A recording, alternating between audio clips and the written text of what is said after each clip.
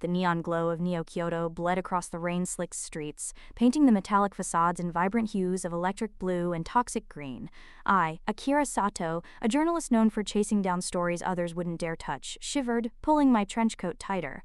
My reputation as the Ronin reporter had earned me enemies and a healthy dose of paranoia, but tonight it felt justified. My source, a jittery data broker named Kaito, had whispered of a place called the Celestial Circus, a clandestine performance troupe whispered to house individuals with unnatural abilities.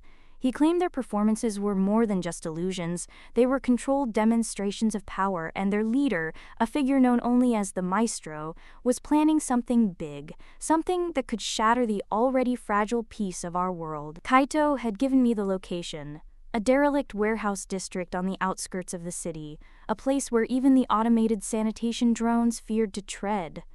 The area was a labyrinth of crumbling concrete and rusted metal, a stark contrast to the gleaming skyscrapers that dominated Neo-Kyoto's skyline. The sound of discordant music, a bizarre blend of traditional Japanese instruments and distorted electronic beats, spilled from within. Hesitantly, I pushed open the creaking metal doors, stepping into a world that defied logic and reason. The interior was a chaotic spectacle of color and sound.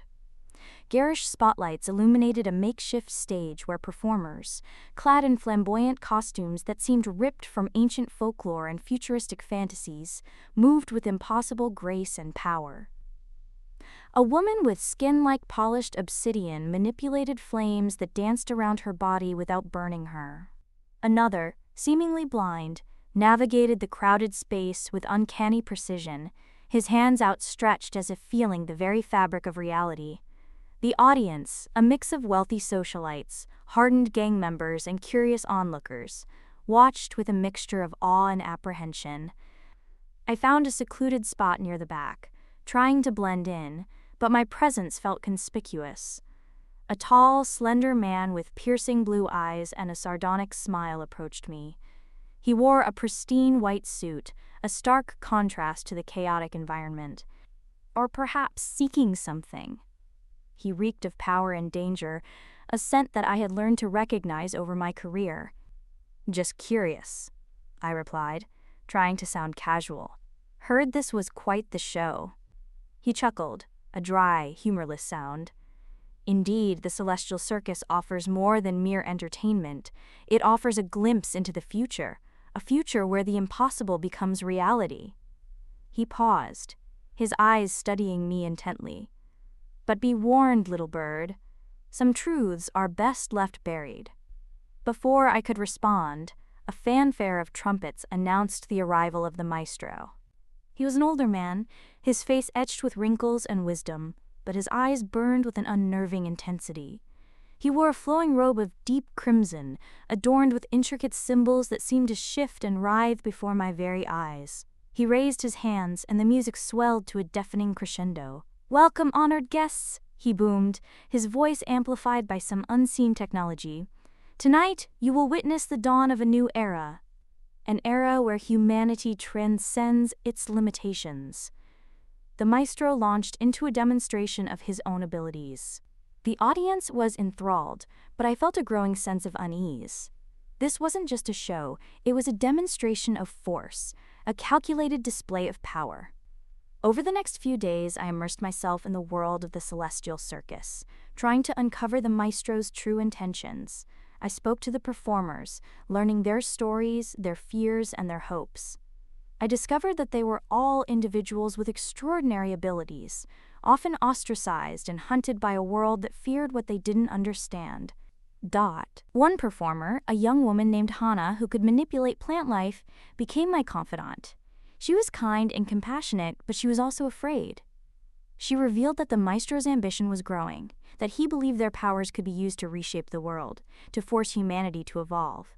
He planned to use a device, powered by their combined abilities, to trigger a global awakening, a forced evolution that could have devastating consequences. Hana told me the device, known as the Chrysalis Engine, was hidden beneath the circus, in a vast underground chamber. The maestro believed it would unlock the latent potential within every human being, but Hana feared it would shatter their minds, leaving them empty shells. I knew I had to stop him. But how could I, a mere journalist, stand against a man who could control reality itself? I needed help, and I knew only one place to turn: the cyberpunk resistance, a group of hackers and activists who fought against corporate control and government overreach. I contacted them through encrypted channels, relaying everything I had learned about the Maestro and his plans. They were a motley crew, led by a grizzled veteran hacker named Kenji, a master of infiltration and sabotage. Together, we formulated a plan to infiltrate the circus, disable the chrysalis engine, and expose the Maestro's true intentions to the world. The night of the operation was tense. We infiltrated the circus under the cover of darkness, using the Resistance's technology to bypass security systems and evade detection. Hana provided us with a map of the underground chamber, guiding us through the labyrinthine corridors beneath the stage. We finally reached the chamber, and the sight that greeted us was both awe-inspiring and terrifying. The chrysalis engine loomed before us, a colossal structure of gleaming metal and pulsating energy. The Maestro stood at its center, his eyes glowing with unholy fervor. He was surrounded by the other performers, their faces blank and emotionless, their bodies connected to the machine by a network of shimmering cables. The Maestro turned to face us, a look of disappointment on his face. "I expected you, Akira Sato," he said, his voice laced with venom. He gestured, and the performers turned towards us, their powers crackling with energy. The battle began. The Resistance fought bravely, using their technology and skills to disable the performers and disrupt the chrysalis engine. Kenji and his team worked to sever the connections between the performers and the machine, while I focused on reaching the Maestro himself. The Maestro unleashed his full power, manipulating the very fabric of reality around us. Illusions twisted our perceptions, gusts of wind threw us off balance, and bolts of energy threatened to incinerate us. I managed to get close to the Maestro, dodging his attacks and weaving through the chaos. I confronted him, not with weapons or powers, but with words. "You're not helping them," I shouted, gesturing to the performers. "You're controlling them. You're using their powers for your own selfish ambition."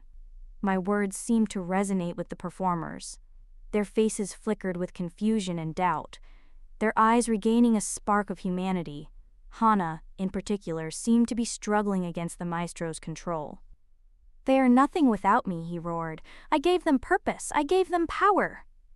He unleashed a final surge of energy, attempting to crush me, but Hana intervened, using her plant manipulation abilities to shield me from the blast. Hana's act of defiance broke the Maestro's control over the other performers. They turned against him, their powers united against their former leader. The chrysalis engine began to overload, its energy fluctuating wildly. The Maestro realized he had lost. He cursed us, then vanished in a flash of light, leaving us to deal with the collapsing chamber. We succeeded, barely escaping the chamber before it imploded. The celestial circus was destroyed, but the threat to the world was averted. The performers were freed from the Maestro's control, and they scattered to the winds, seeking new lives and new purposes. I wrote about everything I had witnessed, exposing the Maestro's plans and the plight of the superpowered individuals he had exploited. The world was shocked, but also fascinated. The revelation of these abilities changed everything, forcing humanity to confront its own limitations and possibilities.